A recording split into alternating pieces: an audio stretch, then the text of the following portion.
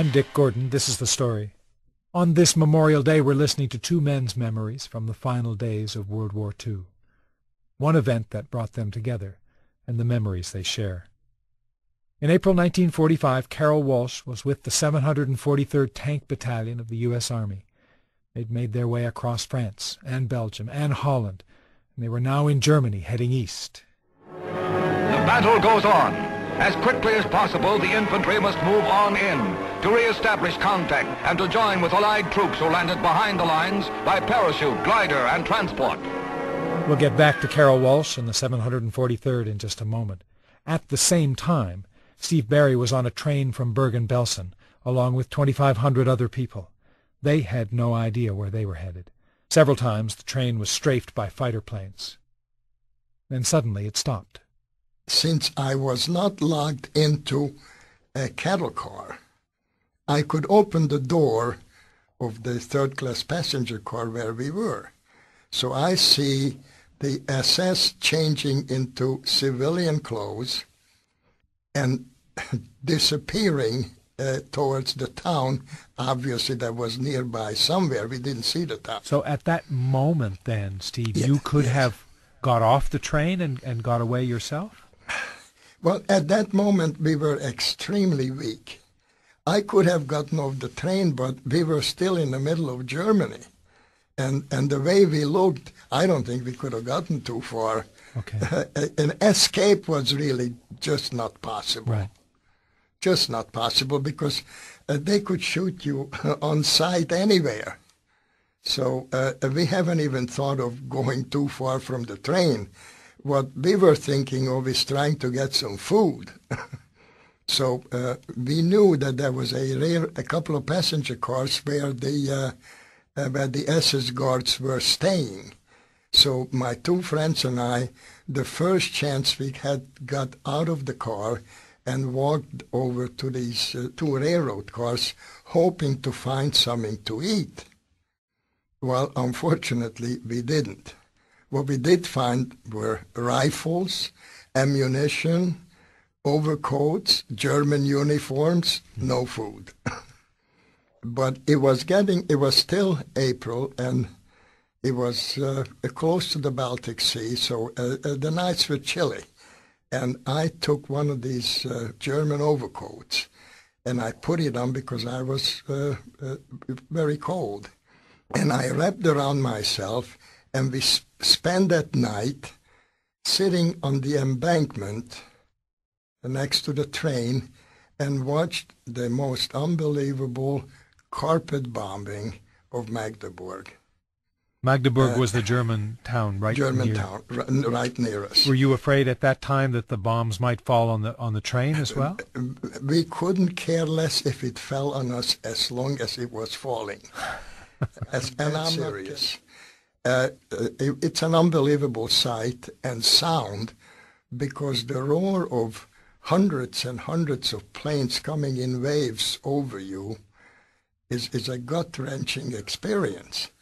And the sound of the bomb and the sight of the explosions, it was something to watch. And we did see a couple of German planes, fighter planes, take off, and they were shot down almost instantly.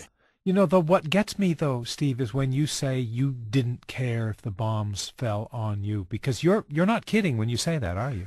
Absolutely not. I'm dead serious. As long as they were killing Germans, we didn't care if we went with them. I mean, I have to be very blunt about this. And when I say Germans, Germans have to excuse me. I have to be more politically correct, and let's just say Nazis. Yeah. What kind of physical condition were you in at the time? Quite poor. And I know, because the way, getting on and off or just walking or making normal moves was quite an effort.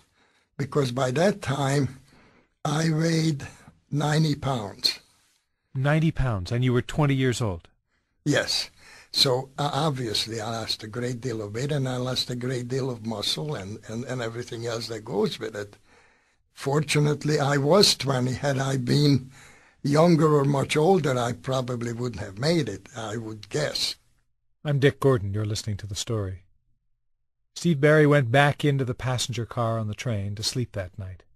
The next morning, he saw that Nazi soldiers had come back. Mounted SS troops came around, rode by the train, and started to yell, "Raus, raus, get out of the train, get out of the cars." And we saw them putting up machine gun nests. So obviously, even at that last moment, they were still trying to murder us. And where were you at the time? Were you still in the passenger car at this point? I was still in the passenger car, and no way would I have gotten out of there.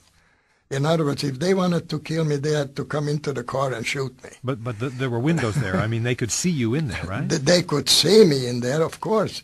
But see, it's a huge, I don't know how many railroad cars was needed to contain 2,500 people, but, you know, it's a long line of railroad cars.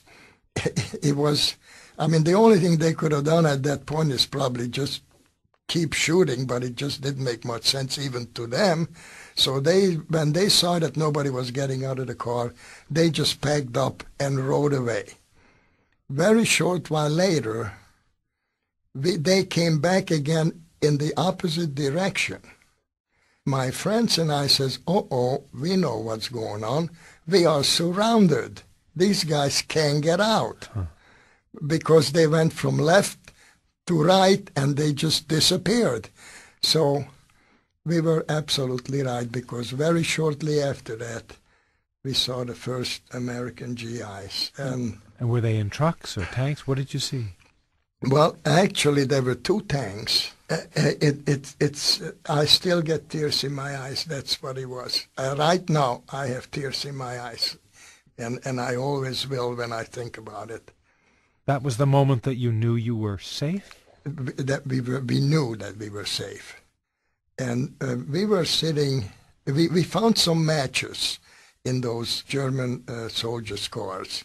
So we had this tiny little fire going, and we were sitting next to it, and I was sitting there with this great big SS overcoat on, and one GI walked down the embankment, came over to the fire, sat next to me, took out his penknife, and he cut off the SS insignia from my coat and slowly dumped it into the fire. And if my voice breaks up right now, it always does when I say that, because it's a moment that is just never be forgotten. I don't know who the GI was, but it was something that, it just signaled something to me that maybe I'm safe. And maybe the war ended and the Germans or the Nazis are defeated. What a symbol. It was an unbelievable symbol to me, and all I can tell you is it still touches me very deeply, and probably always will.